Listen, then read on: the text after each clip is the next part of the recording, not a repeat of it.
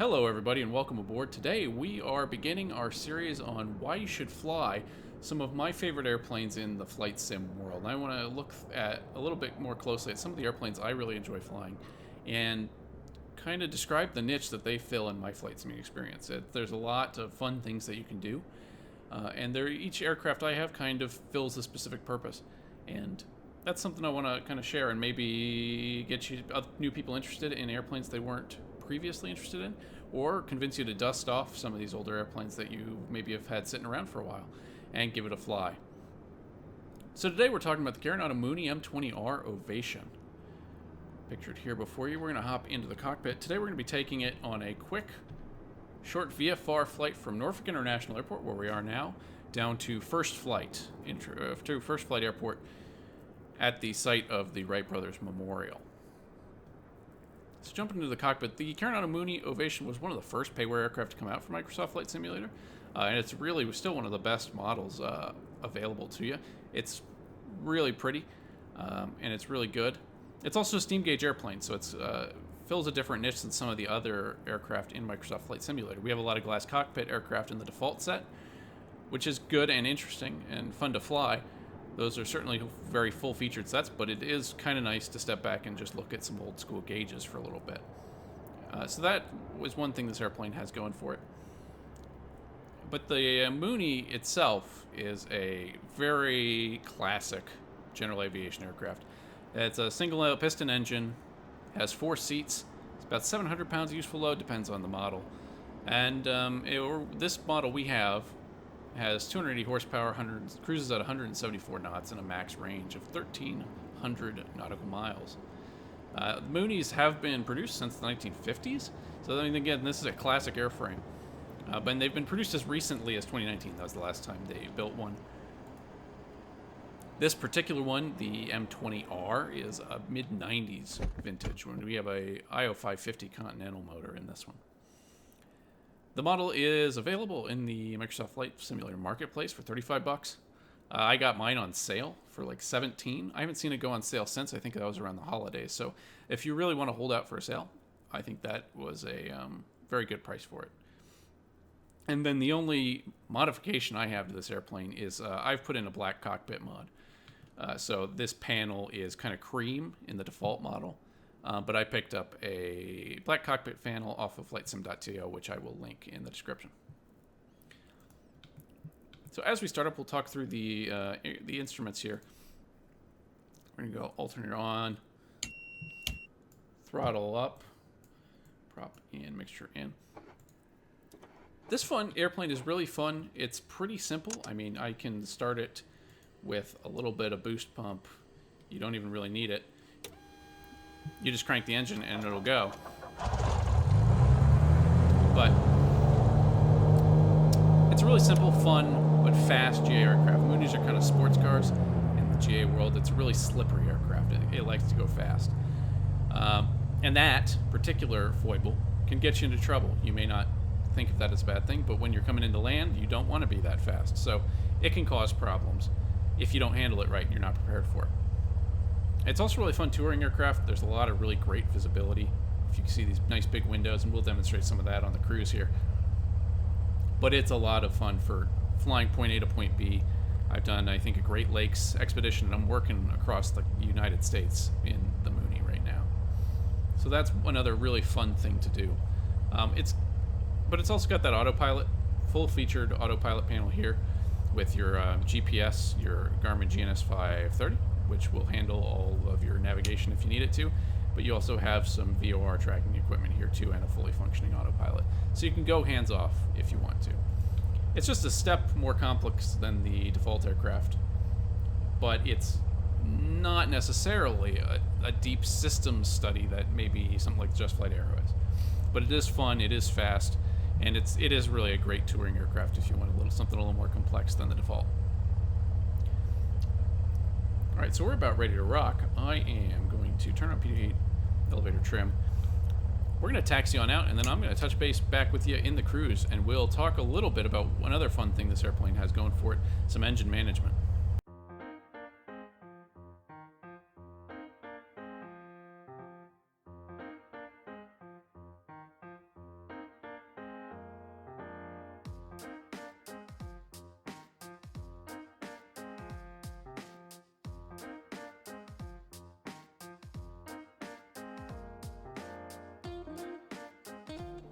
So welcome out back, everybody. We are climbing out to about 8,000 feet here, and we're going to level off shortly.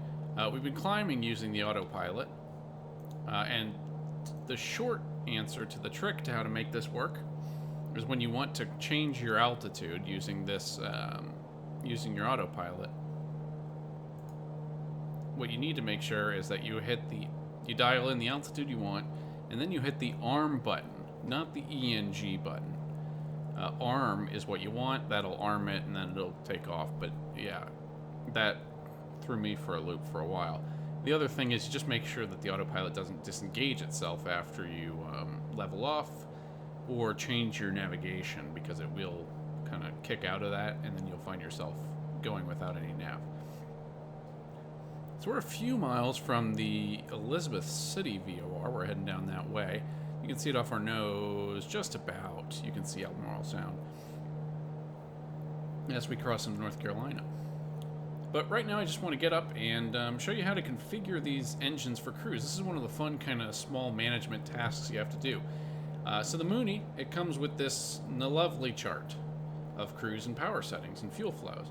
And this just scratches me where I itch as a nerdy kind of engineer.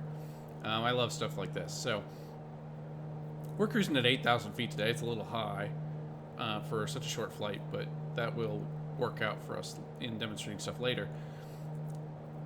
And it's recommending 22 manifold pressure, 22 inches of mercury, and an RPM of about 2,400, or we can go down to 21 inches of manifold pressure and 2,500 RPM. That's 75% power. So we're going to dial that in right now, and that's really all it is. You find your altitude, and then you have some temperature. This is the standard temperatures. We're assuming we're pretty close to this. But you can do all sorts of corrections as well for outside air temperature. If you know it's a really cold day or a really hot day. We're not going to worry about that right now. We're just going to do 8,000 feet, and we're going to come over here and say, all right, my best power is going to be at around 22 manifold pressure. We're at 23 right now, so I'm going to come off the throttle just a touch. And we are going to, I'm just going to bring the prop back to 2,400 RPM.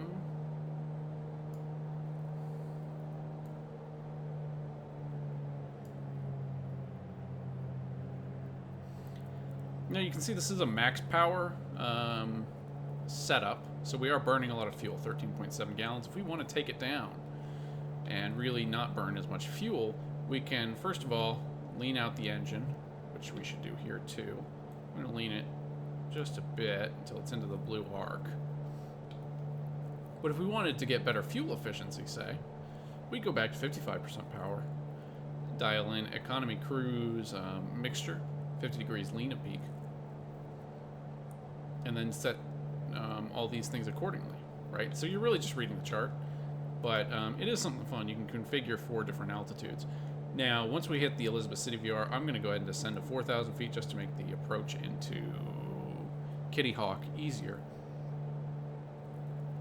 But then after that, we might have to reconfigure, especially if it's a longer flight. You might have to reconfigure to a different flight level.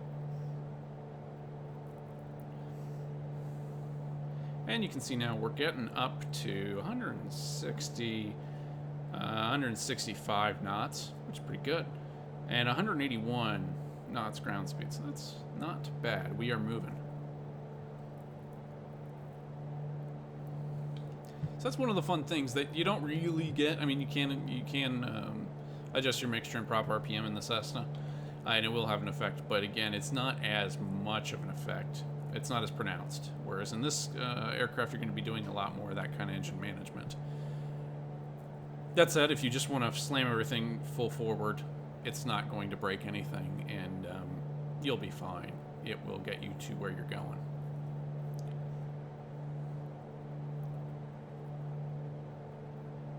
The other fun thing that's brought me back to the Mooney after a while is practicing more realistic VFR procedures and learning how to do some different things in VFR flying. I mean, I, like a lot of people I'm sure, especially when you're doing things like NeoFly or FS Economy, it's very easy to just punch in direct to wherever you're going, take off, fly that way, and you get there without much fuss and without much fanfare. But what I've found is that when I learn more about what, you know, these VFR charts mean, how to read a VFR chart, how to navigate via VORs, how to plot different courses, you know, avoiding major airports and stuff like that. That's been really fun for me, and it's really kind of reinvigorated me into flying general aviation. When going direct everywhere gets a little stale, I would absolutely recommend trying to learn a little bit more about what the VFR charts are actually saying, what the airspaces we have, what airspaces you're going to be in, what are your, I mean, I'm not really VFR anymore because I'm in the clouds, but, you know, it's, and you don't have to be perfectly realistic because you're not, we're not actually flying for real, but it does kind of give some geography to the exercise of general aviation flying that isn't really there when you're just flying direct. So, you know, practice some of that stuff. I'd recommend practicing flying VORs and pretending you're on VetSim, flying away from Class Charlie and Class Bravo airspaces. That's just another fun thing that I've done that gets me there. So we're about to make our turn into, or we're going to be hitting the Elizabeth City VOR now. We can't really see it at this point. Ooh, some lightning. It's been stormy lately in Microsoft. But you can see Albemarle Sound out in front of us. And that is where we're going to be turning to head out to the Outer Banks. So I'm actually going to go ahead and dial in the VOR for the next one. This is the RBX VOR. 111.6. Should come up RBX, and it's about 33 miles. So I'm also going to... Right now we have this switch in GPS mode. That means we're following the GPS waypoints. I'm going to switch it over to nav, and now the autopilot should try to follow the radial I've defined, which is 138 here. So we're going to fly the 138 radial inbound to the RBX VOR, and I'm going to actually punch in our descent here too, because we'd better start descending. We're going to go down to about 3,000 feet. Arm, and again, I'm going to come way off the power now. We can go ahead and rich everything up. But I'm going to come off the power significantly.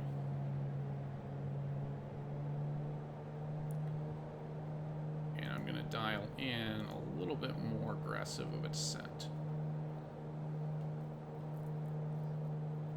So here we go, we're turning to intercept the radial, tracking into that VOR. Down at, I believe it's called Wright Brothers.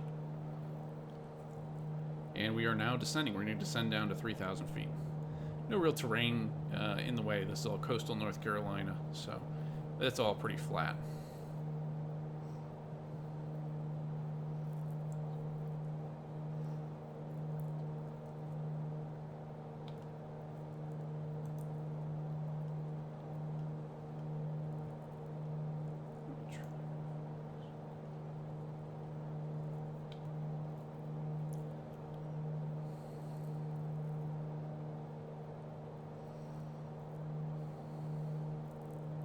Alright, so we're going to begin our descent down into first flight, and I will catch up with you when we're a little bit closer to the airport. We're going to be basically looking off to our left to try and pick up the airport, see where it is.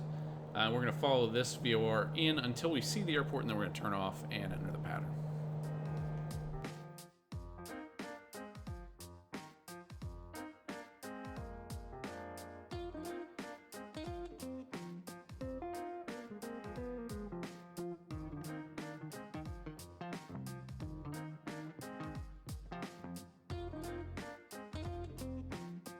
Okay, so we are entering the last leg of our descent into first flight. Off our nose, you can see the location of the VOR we've been tracking. That's Wright Brothers. It's kind of co-located at the Manteo, Dare County Regional Airport, right out in front of us, that spec. Wright Brothers is going to be off to our left, and it should be on the south side of the bay over here.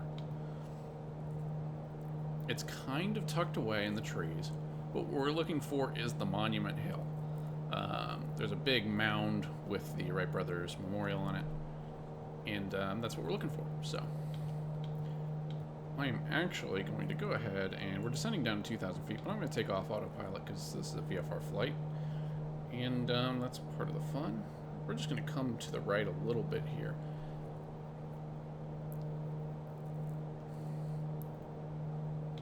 And we can't quite catch it on GPS yet. But we're getting pretty close. And so now we're going to bring in the other technical challenge of this airplane, which is managing speed, especially in descent.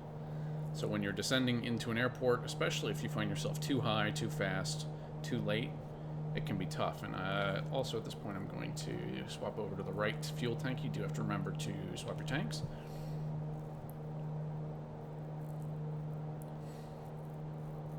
And so this is an important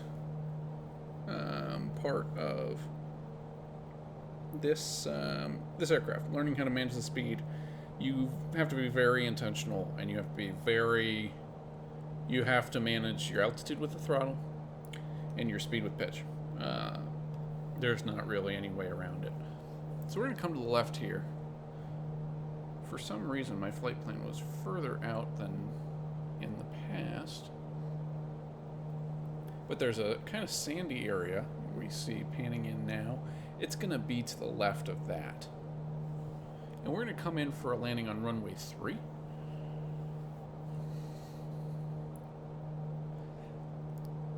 And it's not a tiny, tiny strip, but it's not the biggest.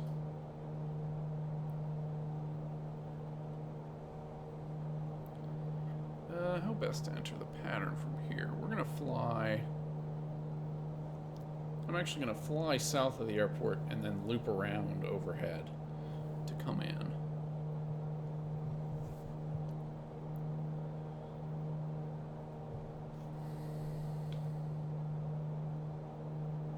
So the field actually might be...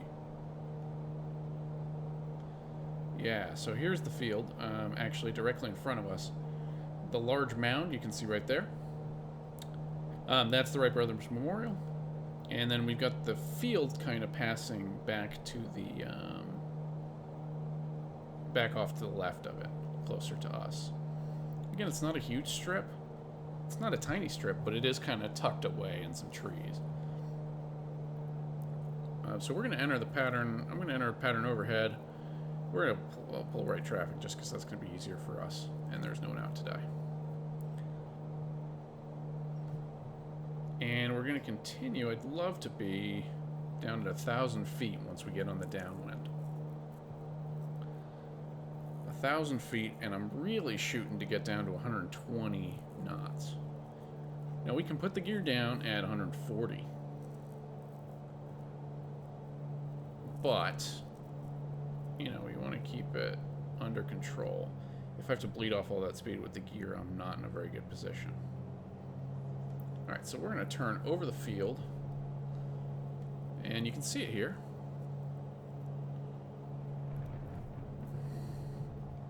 And there's the memorial. So we're going to go ahead here and pull right downwind. And again, I'm just going to try to descend down to 1,000 feet.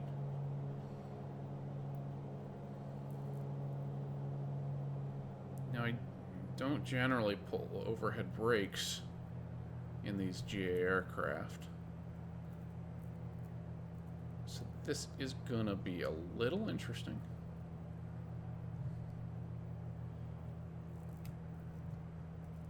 It is not the Hornet, so I can't just pull 4 Gs. But we're going to come around here, get the airport in sight. There it is. And we're good. So I'm going to put gear down, and we're going to give it a knock of flaps. I'm shooting for an approach speed of 80. Really, you need to be under 80 by the time you're hitting the runway. Otherwise, it's going to be very uncontrollable. On one of my practice flights, I was practicing my recording. Spent the whole time talking about how important it was to keep speed down. Meanwhile, I let the speed get up to 90. as I touched down, and I went off the end of this runway into the mud. So we're trying to avoid that. We're down to 600 feet. We're losing a little bit of altitude, so I got to give it some throttle. But that's kind of the fun of this airplane. It's it takes some more care than a Skyhawk, at least in Microsoft Flight Simulator. It is slippery, and if you let it get away from you, it's not going to forgive you. And of course, I didn't mention this before. We do have speed brakes. Those are worth the price of admission alone. I love that little animation. But all right, so we see the field here. We are far too fast, so we may have to go around. But we're going to go gear down, flaps down to full. And we're at about 500 feet.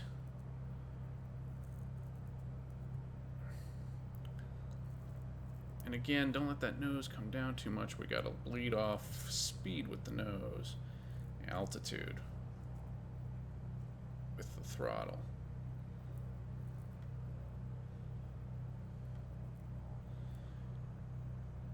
See, we're too high.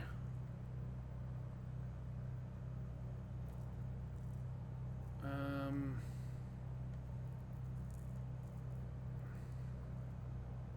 I can get the speed down, maybe. So we're down, and we have a decent speed. We're going to flare.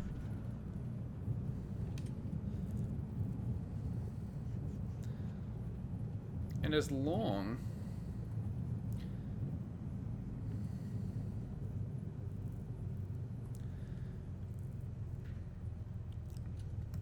Alright, so that was marginal. In real world, you probably want to go around there. But if you get the aircraft on the ground under 80 knots, you should be able to stop it at most fields. If you come in over 80 knots, it's going to be hard to stop. So that wasn't bad, actually. We weren't set up, we were a little too high, but again, just managing that speed is important. And it's something you got to think about, and it's something you have to practice a little bit, which is kind of fun. Other airplanes, especially default airplanes like the Diamond, another favorite touring aircraft of mine, you can kind of slam it down, and it's fairly forgiving. But this is less forgiving. So if you're looking for an additional challenge, maybe an intermediate step between maybe a serious, I don't want to use the word study level, but a serious systems heavy aircraft and default aircraft, this is kind of a nice intermediate step. You don't get fancy engine damage modeling. You don't get, it's also a little tricky because you don't have any anti-icing capabilities really. So you do have to be mindful of the weather, but it is a lot of fun. It's a lot of fun to fly. As you saw, it has great views. You can set it up. You can set up the autopilot and take your hands off, look out the window. But you can also get hands-on, and it is a joy to fly hands-on because it's fast, it's slippery, and it can get you in trouble. And that's kind of fun, for me at least. It's an interesting challenge. There's the Wright Brothers Memorial over there, fitting. First flight, and our first flight of the channel. So we're going to park up here, park and brake on. And that's really it. That's why I really enjoy this airplane. It's really fun for that kind of VFR flying. And if you fly VFR in a little bit more realistic way, it adds a lot of, not just immersion, but it adds some more interest to the act of flying from point A to point B. And this airplane's really fun for it. You get really good legs, really good speed, and you have some stuff to fiddle with while you're in the cruise, which is always fun. And it can bite you if you're not paying attention. It can be a challenge to land and land safely. And that's really fun and really cool. So I enjoy that. Other alternatives, I mean, if you're looking for kind of the ultimate GA systems aircraft, Just Flight Piper Arrow is probably your best bet. If you're more interested in the systems and how everything works and like managing your engine wear and avoiding damage and stuff like that, Just Flight Arrow is a really good choice. It's not going to be as fast, and it doesn't have as good views, but it is a very similar aircraft. As far as default aircraft go, I really like the Diamond DA-62 for this role of kind of fun, fast touring aircraft. It can get up fast. It's just it's much more hands-off. The nature of the Diamond, you have a single power lever and nothing else. So you're going to fire it up, you're going to press the start button, you're going to go, do your thing, fly your waypoints, do whatever you want. but it's not as hands-on, it's not as interactive as necessarily this experience. So that's why you should fly the Mooney Ovation M20R. Yeah, it's a lot of fun. We had a good time, and yeah, I really, if you haven't played it in a while, give it a shot. I really enjoy flying VFR GA stuff with it. So, thanks for watching. If you have any questions, comments, ideas, feel free to drop in the comments below. Like, comment, subscribe, as always, the normal YouTube stuff.